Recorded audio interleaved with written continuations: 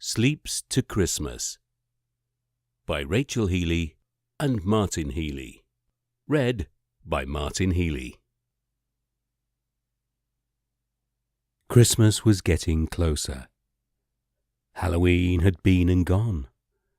The lights in the town were twinkling, and the shop windows were full of Christmas trees and baubles, Santas and elves. At this time of year, little children everywhere were counting the days to Christmas. Jo was so excited that she found it hard to go to sleep at night. "How many sleeps till Christmas?"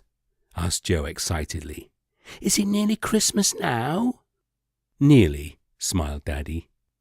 "I think someone might be a little excited. The time will pass a lot quicker if you go to sleep and dream about Christmassy things. Shall I read the Sleeps to Christmas story?" "Ooh, yes, please," said Jo. "It's one of my favourites." "Okay," said Daddy. "And I wonder if you can manage to stay to the end without falling fast asleep. Now, get yourself comfortable. Snuggle up and just listen to my voice as you make the pictures in your head. Are you ready?" Jo pulled her duvet tight under her chin, and Daddy opened the book. Sleeps to Christmas by Rachel Martin. A very special Christmas story just for you. Christmas was getting closer. Halloween had been and gone, and children all over the world were beginning to get excited. Little Squidgy was really excited. So excited that he found it difficult to drift off to sleep. Daddy looked up from his book. "Just like you, Jo, eh?" Jo murmured a little, She was far too comfy to say an actual word. Daddy continued the story. Little Squidgy lived with Mummy Squidgy and Daddy Squidgy, and they were called Squidgies because they were squidgy, all soft and fluffy. The best way to describe a squidgy is that they are a bit like a marshmallow. And they are very friendly and very well behaved, and just like you, they love Christmas. It was bedtime in the Squidgy house, and little Squidgy was again overexcited. "How long till Christmas now?" he asked his mummy. Mummy Squidgy smiled and squeezed little Squidgy, and they squidged together. "Not long now," she said in a beautifully soft and soothing voice that instantly made little Squidgy feel all tingly inside. "And would you like to know how you can make the time pass even more quickly?" Little Squidgy squidged his shoulders as if to say, "Of course," and Mummy began to explain the secret. "First of all, you must imagine a line that starts today and ends on Christmas morning," said Mummy Squidgy. "You can do it too," said Daddy to Jo, and then he continued to read her story. "It might help to close your eyes, little Squidgy," said Mummy. "That's it. So you can pretend there's a line, a bit like a path that starts today, right now, and it takes you all the way to Christmas morning. As you see the path in front of you, you can tell it's going to be a lovely walk.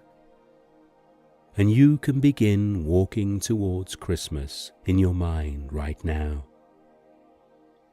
And with each step you take, you feel yourself becoming a little squidgier and more able to forget about some things and remember how lovely Christmas will be. And as you walk along the path, You will always feel safe, because it's your path, and Mummy will be with you. Little Squidgy had a smile on his face, and his eyes were shut tight, and his breathing was soft, and he looked very, very, very comfortable. Mummy continued, and as you walk along the path, you can feel each part of your body begin to soften, and as your body becomes softer and more comfortable, it's easy for you to begin to think about dreaming about Christmas. But don't go to sleep just yet, because along the path before you go to sleep tonight, you will meet some Christmas friends who are getting ready for the big day. A few more steps along your path, you can see a Christmas elf. But see how tired he looks. His eyes can hardly stay open. His arms look all floppy and loose, and he seems to be yawning and yawning and yawning. He is so tired because it's the busiest time for elves.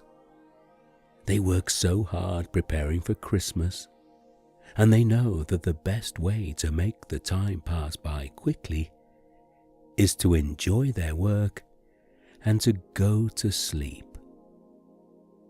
"Good night, little Squidgy," whispers the elf between yawns.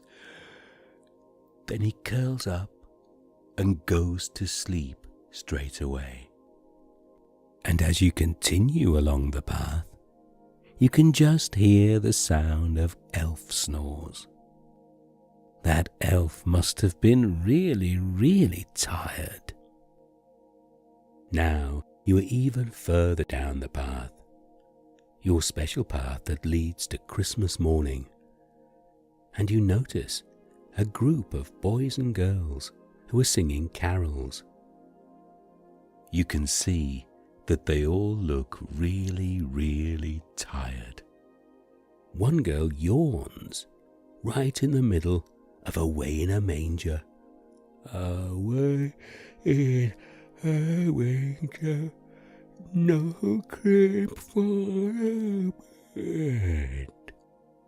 All of the children's eyelids look heavy, and they seem to breathe really long breaths. That's a sign that they are very, very tired, and it's time to go to sleep. And you watch them as they slowly walk inside the house, and together they call out to you, "Good night, little Squidgy. It's time for us to go to sleep now." And then all you can hear is lots of soft, murmuring, snory sounds.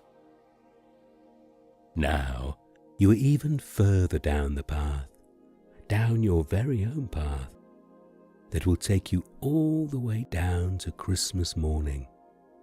And you are even closer. And along the path, you see people hanging up twinkly lights along your path. They climb up the trees and down the trees, looping the strings of lights along the path, so you know that you are going down, all the way down the right path towards Christmas. The people who hang the lights look really tired. You can hear them talking. "Not long to Christmas now," says one with a yawn. "But it's getting late, so we should stop for today and go to sleep. And tomorrow, when we wake up, Christmas will be even closer." He stretched his arms and yawned with a long sigh.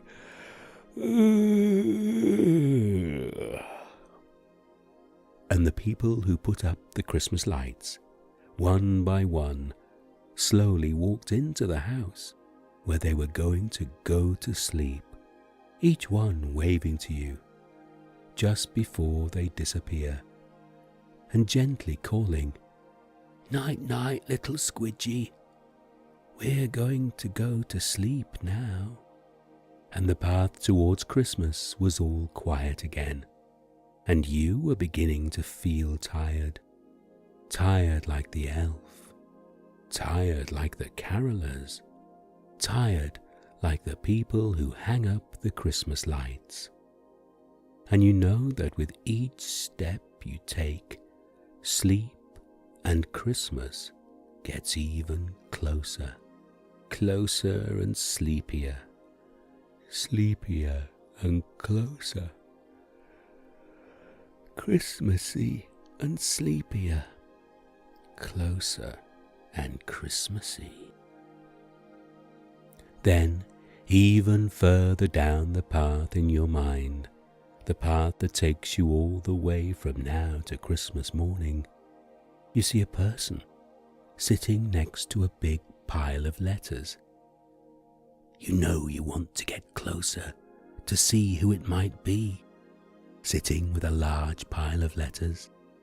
As you get closer, you see the person is a man, dressed mostly in red. It's Father Christmas himself, and oh, does he look tired. As you walk even closer down the path, you can hear him murmuring as he reads.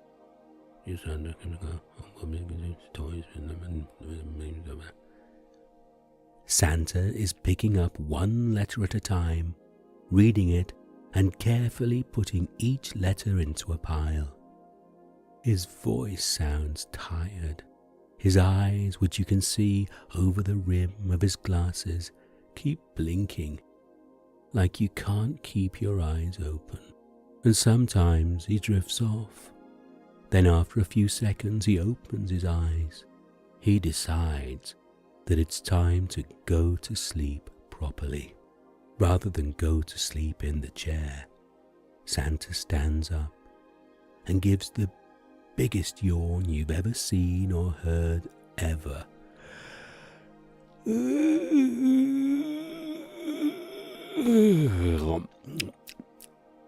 He looks down the path, your path, and he can see Christmas morning. Then he sees you. "Oh," he says, "are you looking forward to Christmas too? Is this your path, your special path down to Christmas morning? Well, if I'm going to have enough energy to do all my deliveries on Christmas Eve, I really think it's time for me to go to sleep now. And then when I wake tomorrow, it'll be even closer to Christmas. Are you going to go to sleep now too?" But little Squidgy didn't hear Santa's question. He'd already yawned himself and curled up in a lovely spot on the path to Christmas morning, and was already snoring gently and dreaming of Christmas morning. Mummy Squidgy gently stroked little Squidgy's head and whispered, "Christmas is closer than you think. Night, night, little one. Enjoy your dreams." And as little Squidgy dreamed of the special path from now to Christmas, Mummy Squidgy tiptoed out of the room. "The end," said Daddy, as he noticed Joe had long since drifted off to dream and sleep too. He watched Joe for a while as she slept and wondered what she might be dreaming about. And then he quietly tiptoed out of the room and yawned himself. "I think I might go to sleep now too."